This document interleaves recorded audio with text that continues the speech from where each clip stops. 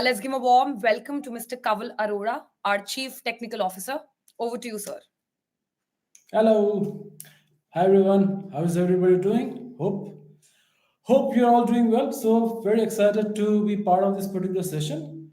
So today we'll be talking about technology behind Shipfinex and what makes it work. And just talk in general. You're welcome to ask any questions, right? Okay, nice. So How are something you, you sir, have any though? How questions for are me? you doing?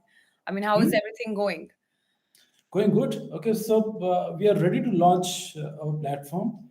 It's just like any day, like we're doing the final kind of the testing, crossing our T's, dotting our I's, and making sure that everything is working, last moment kind of a thing, right? Before the release. So we are there. So initially we'll be doing our membership program, so people can sign up. People can sign up for membership, and tokenization of different chips that will happen a bit later. But people can start using our platform and see what is it about, and they can get a head start and do their KYC and be ready when we actually go live with the ships. Okay. So this is quite an exciting time. Okay, Mr. Kawal, I have a series of questions for you and very interesting questions. Okay, so what technology is Shipfinex is using to make ship ownership accessible for like everyone? Okay, so the main technology that people would have heard like blockchain, right? Most of the people like blockchain, and people would have heard in context of crypto, right?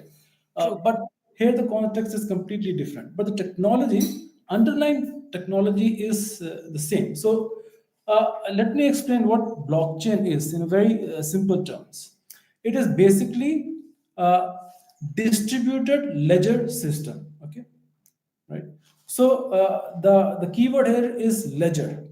So do you know what ledger is, Sanskriti? What is a ledger? Tell me. It's a bookkeeping where we maintain what who has got everything, something like that. If I'm not Okay, wrong. we got a thumbs down. I have no clue who got us that thumbs down.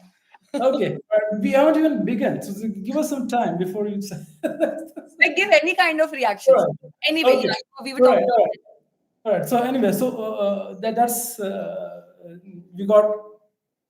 So if you go to a bank, in traditionally, if you go to a bank, right, they'll have a ledger. So let's I put 100 rupees. So they'll note in the ledger.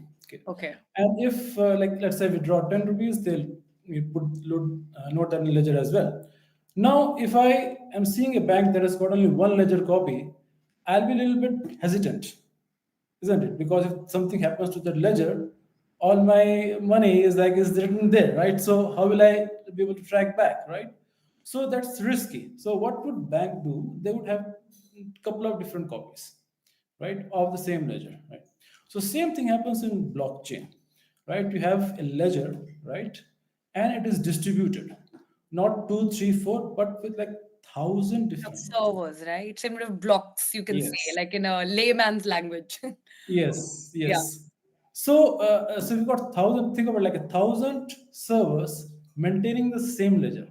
The Okay. amount of complexity that would take, it's like so. It's not an easy technology. So let's say if I'm like taking a value out, writing anything in that ledger, it has to be distributed across these thousand nodes, and everything has to be in sync. And then people complained about transactions per second. Think of that. That has to be within like then you want to reach to the speed of 500 or 600 TPS, the transactions per second happening across the node. So it's a very very interesting technology. That's the basic of blockchain system is. Now, why is this important? Because then there is trust, right? So this started in the during the 2008 2009 when the whole crash happened, financial crash. So people thought, okay, let us discover a way or find a way where we can transfer value without the use of an intermediary like a bank, right? Yeah. That was the beginning of the thing. So they came out with Bitcoin. So initially it was transfer of value. So I give you $1, you give me a dollar back, things like that, just basic values. Then came Ethereum. They said, well, let us do something more interesting. Okay. Instead of just transferring value, what if I can have some business rules associated with it, Like with right? Ethereum. Yeah, with Ethereum. Okay. So with Bitcoin, it was just like, okay, transferring dollars here and there, right? But with Ethereum, you had business rule. Now the money is intelligent, Okay. right? So I can have rules like, okay, I cannot transfer more than X number of dollars, right? Let us say if I'm giving money to a, let's say, non-profit organization, they cannot spend it on booze, for example, right? So I can have sort of rules in that particular transfer. And then came the concept of non-fungible tokens, where it is not just transfer of value, but a whole token can be transferred. Like the And we have, ownership. hmm? Ownership. Yes, ownership can Of be transferred. ownership. Okay. And that's where you're relating the whole like Ethereum, and then you come to like ownership of the asset, right? That's Yes, where you're connecting the yes. whole chain. Okay, Yes. lovely. So there's a long circle. Like Yeah. first, Yeah, blockchain and the Bitcoin and the Ethereum, and slowly people say non-fungible tokens. And then, okay, let us be even more sophisticated now. What if we want to do this security token or like real world asset token? There are a bunch of rules associated with that, right? So then people start writing protocols, and then we have this particular protocol that we are using right now. okay. That uses a lot of, so we got compliance inbuilt. So for any financial system like ours, what you need the most is first is KYC, right? Yes. So we got KYC inbuilt in blockchain, right? And then what do you call claims? Claims is like, okay, I claim that this particular token is mine, My right? property. Yeah. So Or there's a my regulatory, token. Yes. yeah. So there's a regulatory framework for that, and we are following that, right? Mm, mm. And then a very important thing that we are following over here, the ownership, even though the user has ownership of the token, but it is governed by the issuer, which is the us or any other party, right? So if the token is lost, we can recover it based Okay. upon the KYC, right? So it's more secured in that way. Uh, Unlike your crypto, where people have lost millions of dollars, there's no way in hell you can recover. But here, if you lose it, it's just like any other financial institute. If you, let's say, I don't know where my shares are. Like Yeah. I lost the copy, right? I can go to the, I can go to my broker, prove that I am that person or I'm the son of that particular person, and that shares can be reissued to me, right? So there's a kind of security in that. Similarly, our systems are built that way, right? So even though you own that particular token, right, but that is validated by an issuing authority and can be reissued again. So that's the kind of the basic technology that we're using in terms of blockchain. But there are other pieces of technology that we're using, like AI for KYC and things like that, for facial recognition, for OCRing and fraud detection and things like that. So, for example, in every step, whether it comes to KYC, tokenization, or transactions, we have like different protocols, different technology involved at every single step, right? That's what you just said. Yes, it's just like a amalgamation of this like 5 6 I different understand. technologies in one transaction. Like it just goes through the layers of from mobile technology to your backend server to your database to your blockchain to AI whatnot, and comes back. Would you just throw some light on like I am like little fascinated with the word of tokenization. Like what kind of protocols are we using to tokenize an asset? Like on a layman's term, how is it possible? No, okay. So as I said, like you have. So if you go nitty gritty, it's like, okay, it's something called ERC. The ERC are this set of protocols that are based on Ethereum systems, right? Okay. So for example, you must have heard ERC 20, right? That's Yes. a very basic token that everybody uses, right? And then our particular protocol is 3643, right? Okay. Very odd number, but it's based upon like another set of protocols, which is ERC 735, which is basically an on-chain ID system. Okay, Okay. Which can you creates an think of? ID of the person. That Yes, protocol. yes. So no, it's a set of protocols. Okay, Okay. okay. So there is like Within this protocol, we have on-chain ID system. We do validation of certificates. Okay, when you tokenize and give token to another person, Yes. and then we have a verification system of eligibility. So you cannot, let's say, you have a token and you want to give it to your sister. It's not possible. She has to be part of the system, right? She has to be made sure that she is also an eligible candidate to receive that particular token. And we do so by KYC. Yes, KYC. Yes. And then we need to make sure that we are following a set of compliance rules, Hmm. right? So identity of that person and identity of that person should not belong to a country which does not allow this, and there could be maximum number of tokens that can be released for this particular token, things like that. So Mhm. all the compliance rules are baked into it.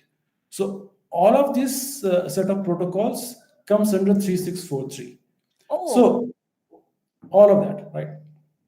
Now, this was just a kind of a, let's say, any protocol start with a proposal, hmm. right? And over a period of time, people, add more addendum to it, right? Modify it. People start using it, and then community starts using it, and then it is accepted. So we started using this protocol before even it was accepted, Accepted, yeah. and just 1 month ago, it was It officially actually got adopted, yeah. yes, yes. It's a good news. So yes, we bet on the correct horse. Okay, so moving on to the next question. Okay, so cybersecurity is the crucial, like in today's digital world. So, what concrete steps is Shipfinex are taking to protect client data and like their transactions, their IDs, and like whatsoever? Okay, the zeroth rule of security is don't tell anybody what exactly you're doing. Exactly. I Right. must say. So if I say, hey, I'm using the Bajaj 346 locker or whatever, like I'm already told what I'm this thing, right? So so do not reveal exactly, but I tell you a basic framework that everybody kind of knows. So the first thing about security is like allow only the person to do things that they're allowed. Main thing, right? So if you're not Okay. allowed access to that particular data, you should not be allowed, right? That's the basic thing, right? For example, the KYC data, as a user, you only need to submit it once. You don't need to see it. Yes. And admin needs to see it only once, True. right? So we make sure that. So our admin portal is not accessible publicly. It is behind a firewall and behind a lot of different things, and only a prescribed machine is accessible. Okay.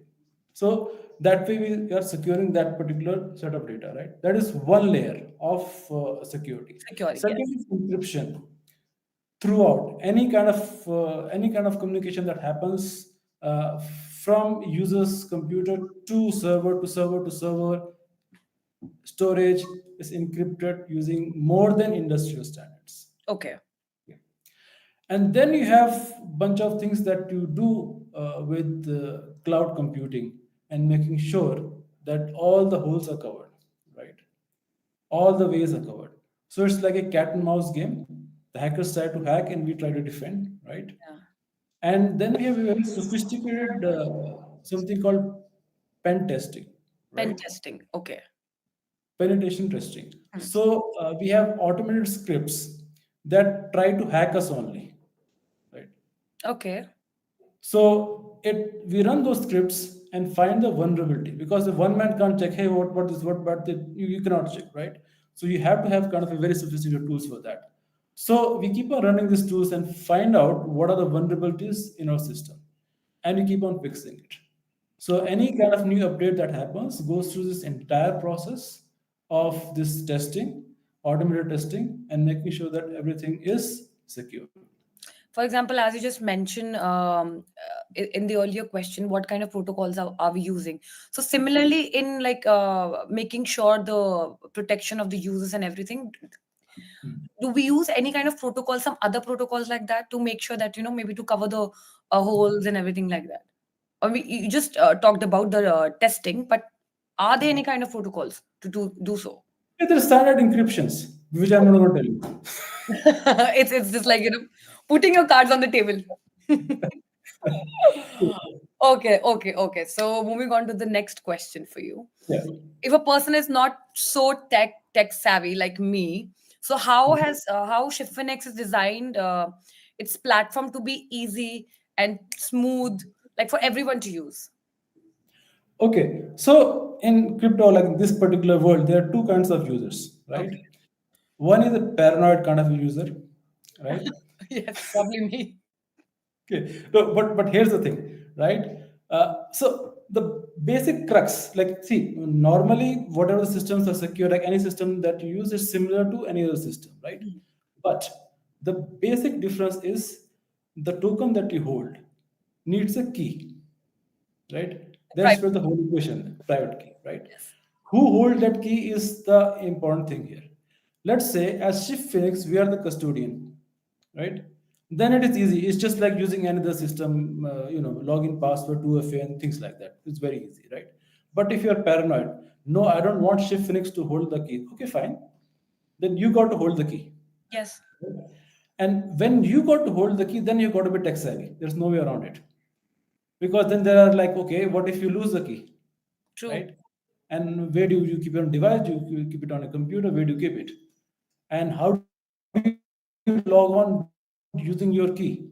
So those questions are a little sophisticated, but then it is up to you. So like you can go either ways. Okay, I want to hold the key, then you need to be tech savvy. But if you're okay with Shipfinex holding the key, like a custodian, then it's just like any other system. So you don't need to know much. But if the person is tech savvy, then like he can just hold the key and then it's easy, right?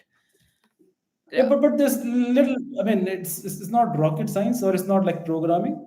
A lot of people who are in the who have used crypto before knows how to do all that. But your grandma can't do it for certain, right? For sure. I mean, yeah. Yes. I mean, So they still come yeah. to me like, please save my number on this, change my wallpaper, put a god Yes. wallpaper.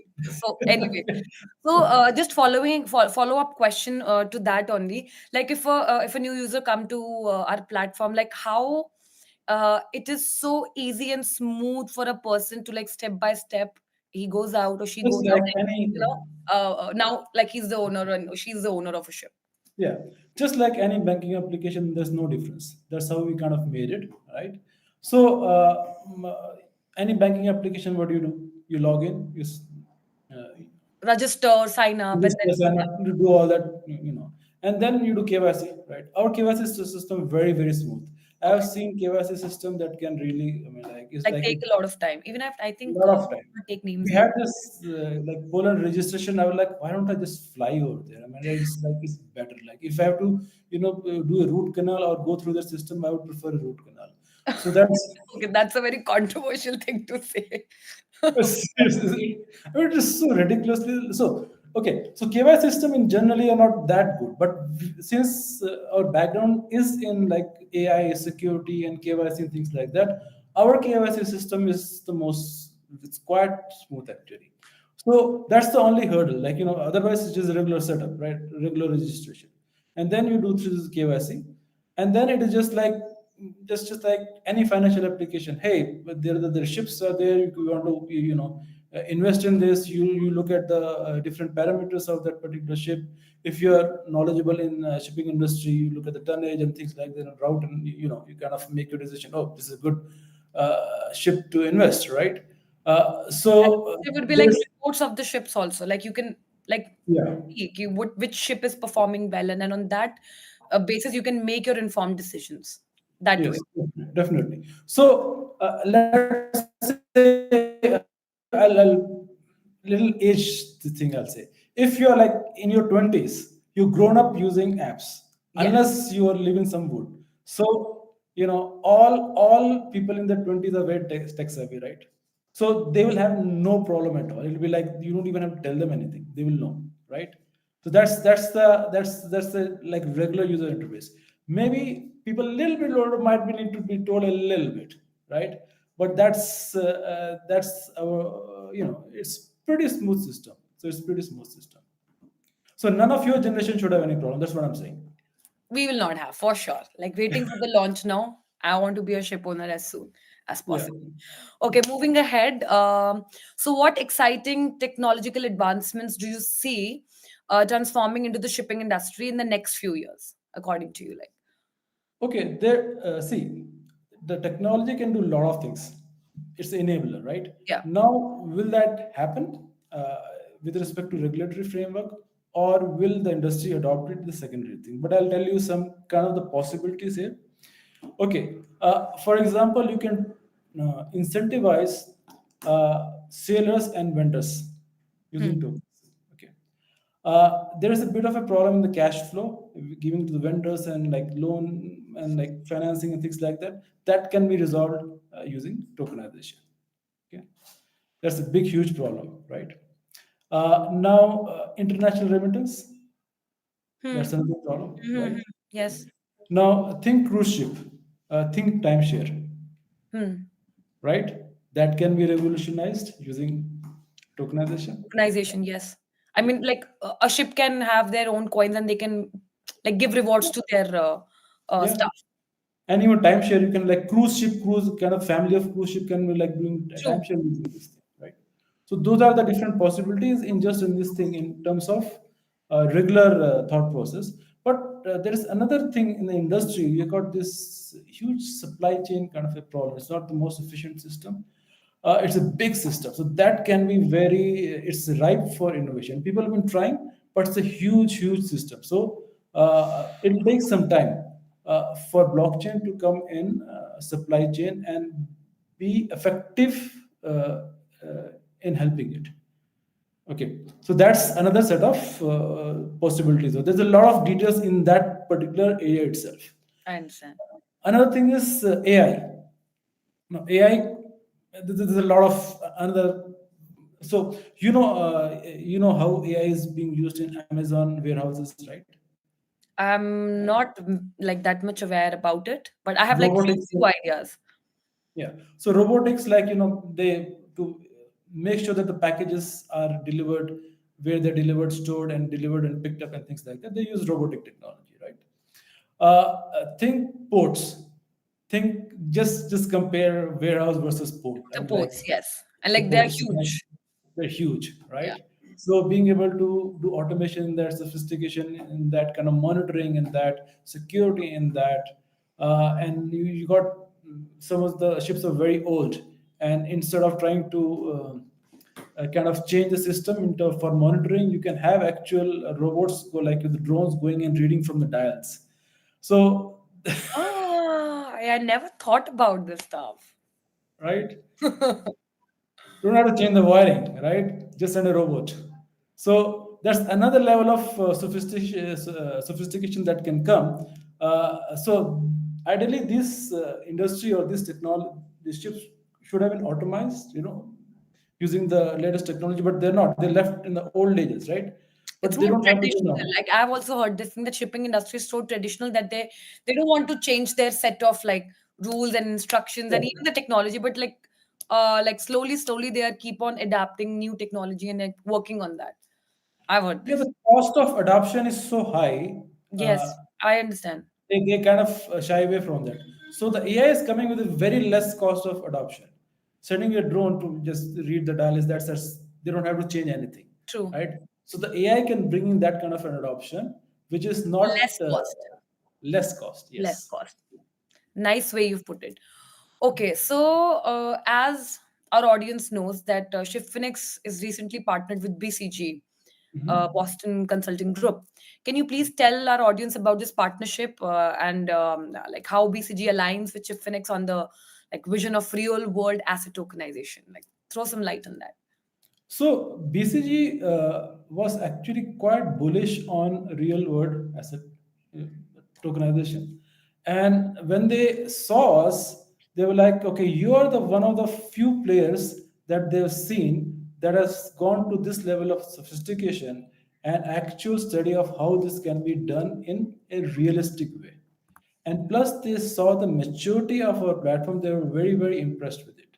So that's how the partnership, the talks of the partnership began. And with their experience and their knowledge and their background, in tokenization and this field, this is a real good asset for Shipfinex for this partnership. For example, they have written only one white paper on this particular topic so far, and second white paper they'll be writing with us. Right, last Okay. company we wrote the white paper for is now a $2 billion valuation company. They're like that's good. That's good. That's Yeah, big actually. yeah, yeah, yeah.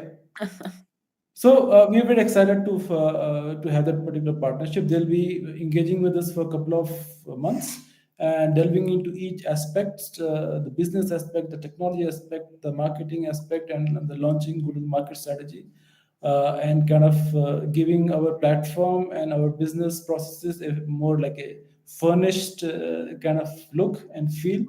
So we're very excited about that. Plus, Okay. they have a lot of uh, partners in the shipping industry.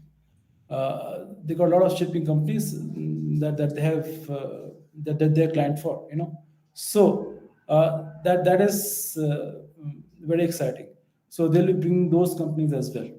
So polishing us and presenting us to these companies, right, and having these partnerships, and aligning ourselves to be able to tokenize the ships of these companies. So that's going to be the kind of the role for that. Lovely. Okay, so I think my set of questions they're over, but now we're gonna jump to the live Q&A with our audience. Okay, so audience, please tune in and please uh, give us some questions that we can answer.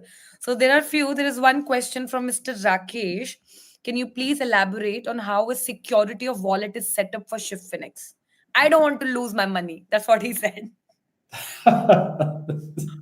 No, as you said, okay. So even though people own their token, but the issuer holds the ownership in that way, right? They can reissue the tokens. So that is not a problem. So it's just a different paradigm than the crypto. That's number one, Okay. right? And if like you cannot accidentally kind of some hacker can come, okay, transfer your token.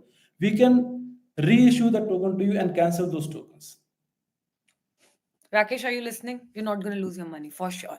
Yeah, so that paradigm doesn't exist. So this is a different paradigm altogether, and that's one of the things this protocol kind of covers. And we've been trying to do the same thing, right? We have the same concerns. Like people want so for ship owner, for example, they would be handling millions of dollars in this particular platform, right? Of worth of tokens. So you don't want to kind of lose that. So you want to make it secure, but also the framework is such that no hacker can just run away with tokens. It's just not. We can like kill that token and reissue new one. Reissue then, yes. Yeah, yeah. Okay, so there is one more from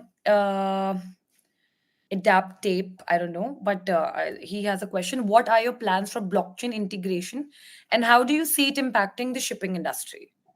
I think we have covered that, but I mean, just for the sake Yeah, of we already in blockchain. yeah, We integrate in blockchain, right? yeah. So we're already there. So I'm not sure if I follow how it impacts industry, as we discuss all those different points, right? How it can help, the tokenization can have different aspect of this industry. Okay, so I have one more.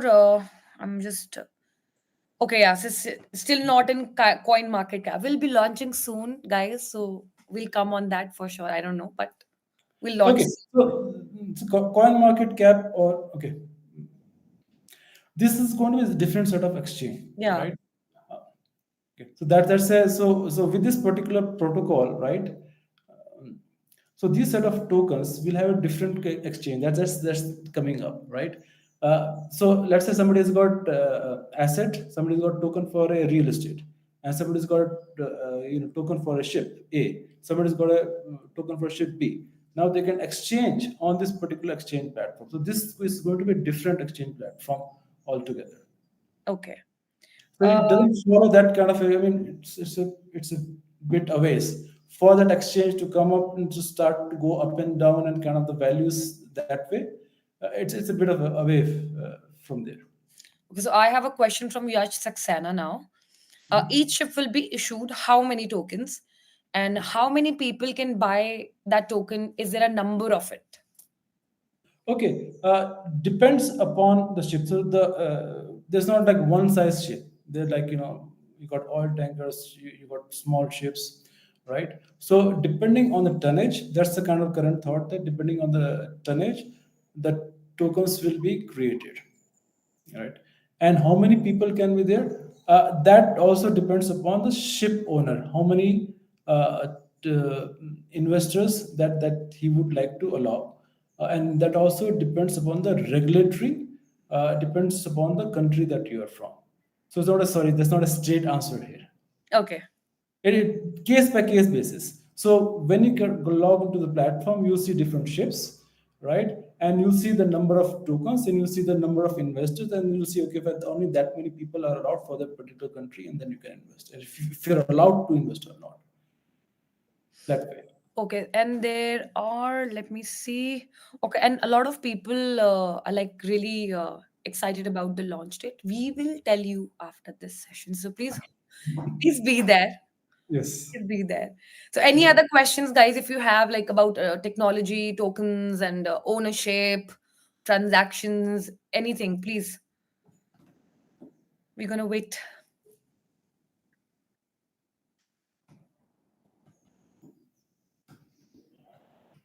I mean, today we put a poll on like on our social media, like, did you ever use AI at work? And there are like 67% yes, and there are percent no.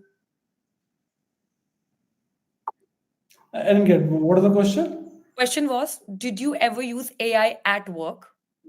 Okay, okay, okay. So 67% were like yes, and 32 were like no. They are still in dark ages. Everybody should use AI at work. Why not? Like, why not? Okay, so I think now we're gonna. Okay, is there any other questions? Because now we're gonna wrap up this session. If you have, please please come ahead. Okay, so let me just check.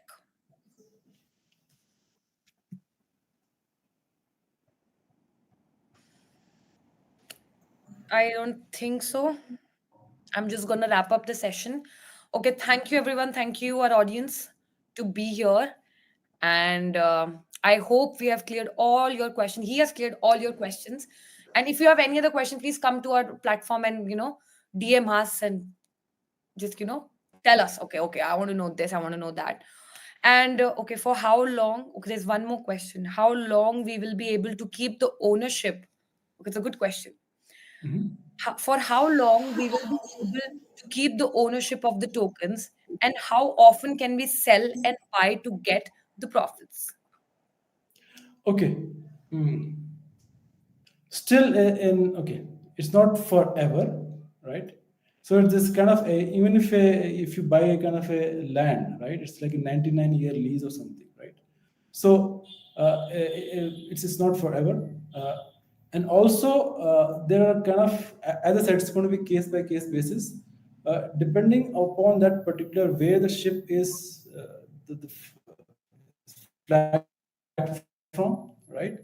Uh, what kind of rules are pertaining for the transfer of the token? If the ship owner wants the some sort of a holding period or not, and when you can transfer, right? So there will be kind of a window open for the exchanges to take place. There will be kind of a holding time, and then there will be kind of window that will open where people can transfer those tokens. I hope we have cleared up your question, Swat. Okay, now we have another question. Now people are like waking up. Okay, now I want to ask question. The question Good, is from good. All Rakesh right. only. Can you elaborate on ERC 3643 adoption, and how is it beneficial for us? Okay, so uh, there's around $220 billion of assets have already been tokenized on this particular protocol. It has been going around for about 3 years. So that's a good adoption, I would say. So right now, and many companies have adopted it. Uh, it's about, I think about, there's around 2000 is the number of kind of the platforms that are using uh, this particular protocol. So we got great numbers to back it up for this particular protocol. Okay. Guys, I hope again we have answered all the questions. We're gonna wait for like few seconds till anybody pops up with their question, and then I'm gonna give you the closing remarks here. Guys, come on. I don't think so. Mr. Kawal Arora will be there again to give you the answers. Anyway, I think it's time to wrap up the session. And for all those who've been asking, okay, when are you launching? When are you launching? So we are in the final phase of testing, and it will be live very, very soon for everyone to become the member of Shipfinex Ship Owners Club. I think before 15th, you will see us live. So in order to get like to be updated, please follow us on every social media platform, whether it's LinkedIn, Instagram, Twitter, Pinterest, and yeah, I think that's that. So everybody, yeah, it was a nice session with all of you. Okay, now I don't know why they keep on doing this. Whenever I'm about to wrap up the session, they come up with the question. And okay, this is the last question, guys. How Shipfinex create connection between shipping industry and finance? Okay, all right. So traditional way of buying a ship, right? So either ship owner is like very rich, right? You buy that particular ship outright, or you go to a traditional way of financing that particular uh, uh, purchase, right? And that is not an easy route to take, right? So that is also not many people like, so they go to a particular financial institute, right, which can lend them the money, right? And this financial institute obviously, like, of course they don't have that money, but it's like their members, like you could have like uh, mutual funds and things like that, people who are participating in that particular financial institute uh, are giving that particular money, right? So they don't have like direct ownership per se, right? And now what we are doing is we're taking out the middleman there, right? So people can have direct ownership there. So it was never ever a time where, as a normal person, right, unless I've got like millions of dollars, I cannot invest in a ship. Now with the bare minimum, let's say, I think we have got bare minimum is about $1,000, something like that. So with that kind of amount, I can be a part owner of a ship. So that's the kind of the breakdown here. Something that was not possible to being possible. And also, when you put money in, like say, these institutes, right, you have no say over like where this particular money is being invested, right? So here, and also if you have expertise in maritime industry, that is what we are hoping that most of our members would be from, and they understand this industry quite well. They know this particular ship or this particular route is going to do well. So why can't we use they use their own expertise to invest their own money rather than rely on somebody's expertise to put their money somewhere else On behalf of them, yeah. on behalf of them? Make Yes. makes sense. So that is what we kind of doing here. So it's kind of a path breaker there. Okay. Now this is the third time I'm wrapping up. Now this is the last time I'm wrapping up. Okay, so we're gonna be launching soon before 15th of January. You will see us live. So let's get our finger crossed. And yeah, see you guys soon on our platform. Goodbye. Thanks, guys. Thanks. Thank you, sir. Okay. Bye. Thank you, Shipfinex team. Bye. Bye.